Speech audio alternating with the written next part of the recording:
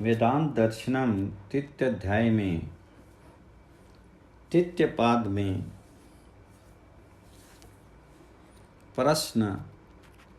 अब उपासनाओं में अपूर्वता गुण के उपसंहार का वर्णन करते हैं।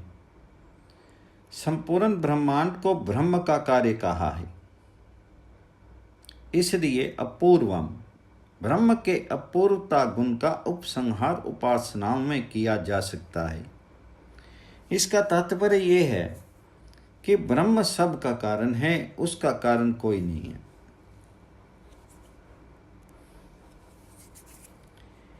एष योनि सर्वस्य, वह पर ब्रह्म सर्वभूतों का उत्पत्ति स्थान है।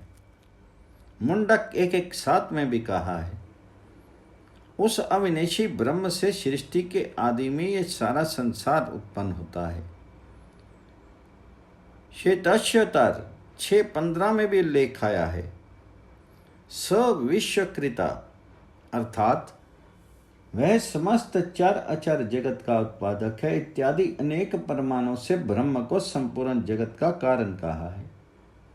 वह किसी का कार्य नहीं, अर्थात उसका कोई कारण नहीं, इसलिए वह अपूर्व है। जैसा कि बृहद अरण्य 2:5-19 में है, ब्रह्म सर्वव्यापक सर्वज्ञ सर्व उत्पाद आदि गुण विशिष्ट होने से अपूर्व है। उसके समान न भूतो न भविष्यति, न हुआ न होगा और न है। इसलिए इस अपूर्वता गुण का उपसंहार भी सभी उपासनाओं में अभीष्ट है, दोष रहित है। प्रश्न। अपूर्वता के समान ही क्या अनपरम अनंतरम आदि गुणों का उपासनाओं में उपसंहार किया जा सकता है? इसका उत्तर देते हैं। अपूर्वता के ही समान होने से अभेदात अनपरता आदि गुणों का भी उपसंहार उपासनाओं में हो सकता है। यह भी गुण अभीष्ट होने से मान्य है, क्योंकि अनपर जिसका कोई अपर दूसरा उत्पादक कारण ना हो वह अनपर कहलाता है। परमात्मा स्वयं किसी का कार्य नहीं, अपितु वही सब का उत्पादक है। इसी प्रकार अनंतर ब्रह्म से कोई अंतर मध्य अवकाश नहीं, इसलिए उसे अनंतर कहते हैं। इस कारण इन गुणों से भी ब्रह्म में भेद नहीं आता, जिससे इन गुणों का भी उपासनाओं में उपसंहार समान ही है। अब उक्त विषय में आशंका पूर्वक कहते हैं, उपरोक्त कथन के संबंध से दूसरी जगह वर्णन किए गए गुणों का भी उपसंहार की आपत्ति का प्रसंग होगा। जैसा कहीं कहीं एक देशता साकारता की उपासना का वर्णन भी आता है, तो उन गुणों का उपसंहार भी वैदिक उपासनाओं में मान लिया जाए तो वेदों में वर्णित ब्रह्म के वास्तविक स्वरूप का बोध कराने वाले सर्वव्यापकता आदि गुणों में विरोध होगा। उक्त आशंका का समाधान देते हैं। निश्चय पूर्वक वेद आदि शास्त्रों में ब्रह्म के स्वरूप का वर्णन विशेषता पूर्वक होने से उपरोक्त शंका उचित नहीं, क्योंकि वेदों को सभी ऋषि मुनियों ने और शास्त्रों में एकमत्य होकर के निभ्रांत स्वयं प्रमाण माना है। उसी के अनुसार उपनिषदों में उपासना आदि उपायों का विस्तृत विवेचन है, और जहाँ वेद विरुद्ध साकार आदि के रूप में उपासना विधि का वर्णन है, वह अनभिमत होने से उन गुणों का उपसंहार भी सर्वथा अमान्य है, जिनसे ब्रह्म के वास्तविक स्वरूप का बोध नहीं होता। 11 उपनिषदों में एक देशता साकारता आदि का संबंध उपासनाओं में युक्ति युक्त नहीं है।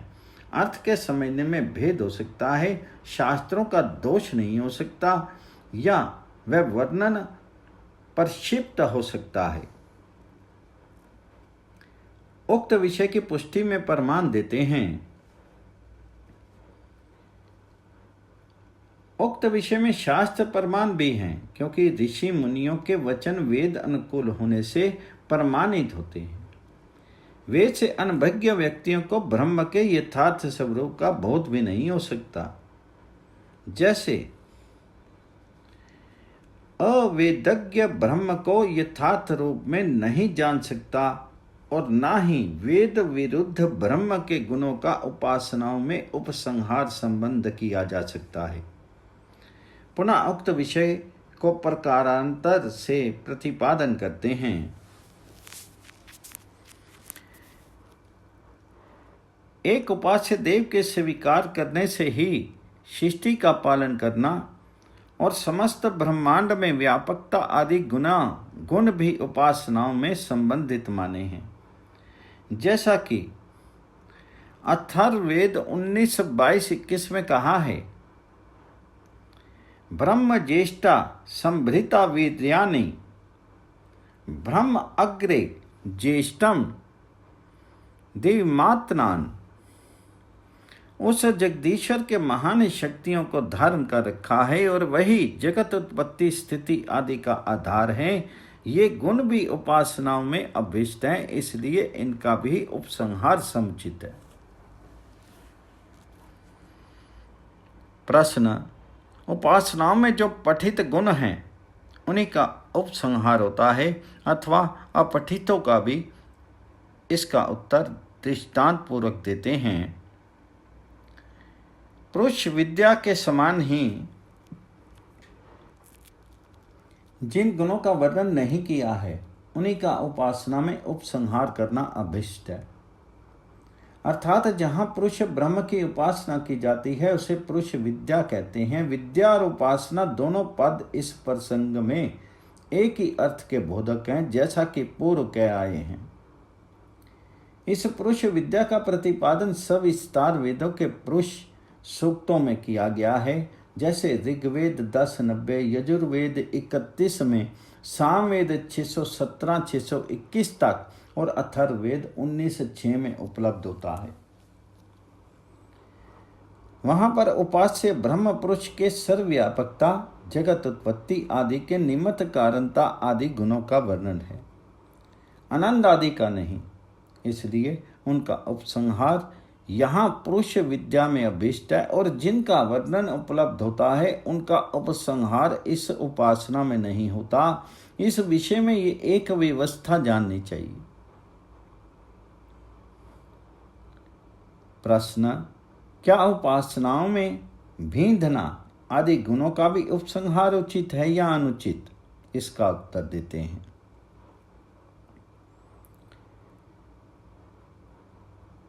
भेदना आदि तात्पर्य का भेद होने से कोई दोष नहीं, क्योंकि क्षत्रिय अपने देश धर्म की रक्षा हेतु ऐसा प्रार्थना करता है कि हे अग्नि, आप मेरे शत्रुओं की त्वचा को नष्ट कर, हिंसक जीव उन्हें फाड़ तोड़ देवें, अस्त्र शस्त्र उन्हें विदीर्ण कर देवें इत्यादि क्षत्रिय धर्म के लिए ये प्रार्थनाएं अभिष्ट हैं। हाँ, जो मुक्ति का अभिलाषी है उसको इस प्रकार की प्रार्थना नहीं करनी चाहिए, उसके लिए इनका उपसंहार नहीं किया जा सकता है। प्रश्न, अर्थभेद का क्या रहस्य है? क्या वासनाओं का परित्याग, विनाश अथवा केवल मोक्ष प्राप्ति? इस विषय में संदेह है। इसका सप्रमाण उत्तर प्रस्तुत करते हैं। हानिवाचक शब्दों का प्रयोग होने से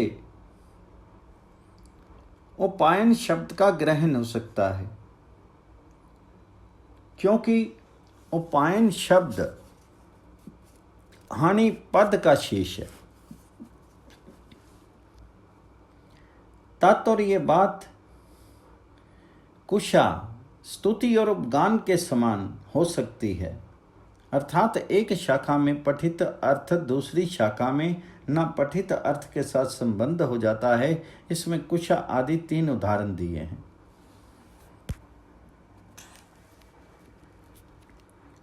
पहला कुशा, भालवी शाखा में आया है, वंशपति से बनी हुई कुशा मेरी रक्षा करे।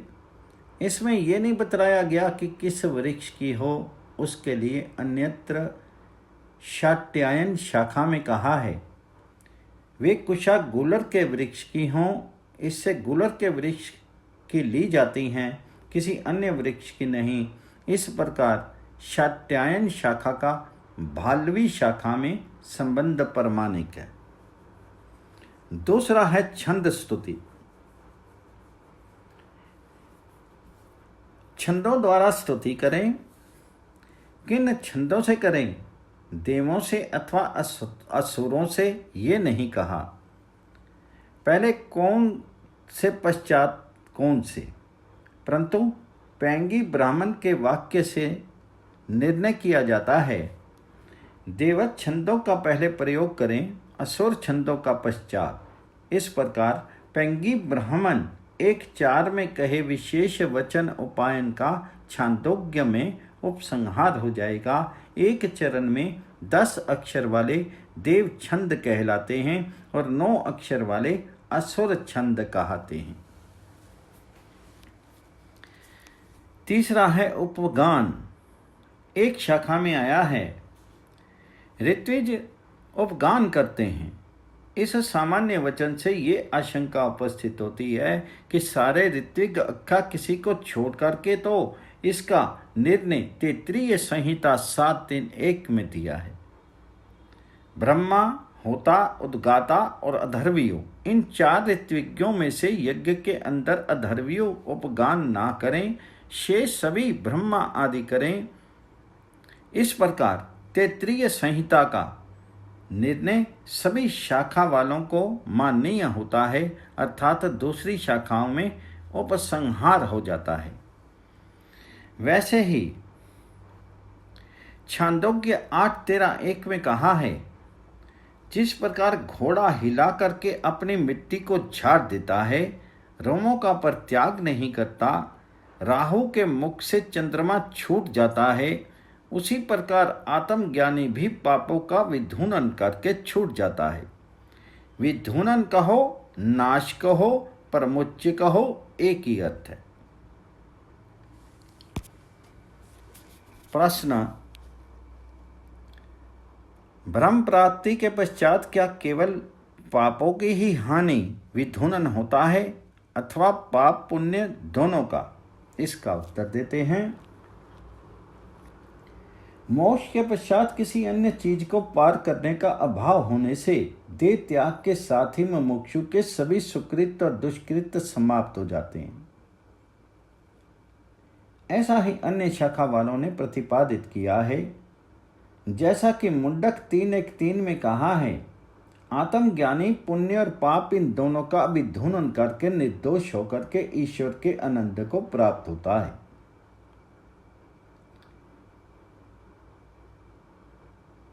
कोशी 1:4 में भी कहा है, मोक्ष अवस्था में सुकृत दुष्कृत इन दोनों प्रकार का विनाश हो जाता है। इस प्रकार छूट जाते हैं जैसे कांचरी से सर्प छूट जाता है। इसलिए गत सूत्र में हानि शब्द से विधूनन नाश परमोच्च का निर्देश है। उनमें पाप पुण्य दोनों का अंतर्भाव समझना चाहिए।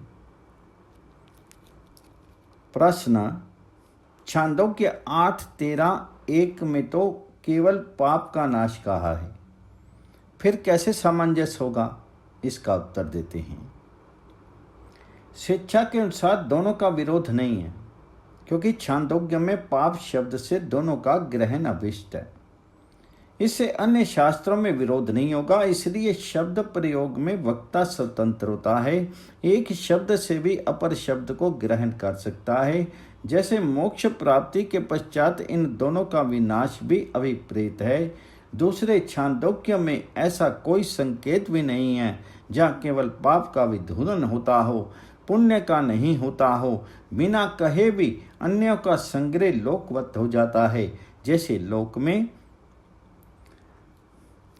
काकेभ्यो दधि रक्ष्यताम, न केवल काकों से अपितु सभी कुत्ते बिल्ली आदि से भी दही की रक्षा करना अभीष्ट है, तद्वत ही छांदोग्य के उक्त वाक्य में जानना समुचित है।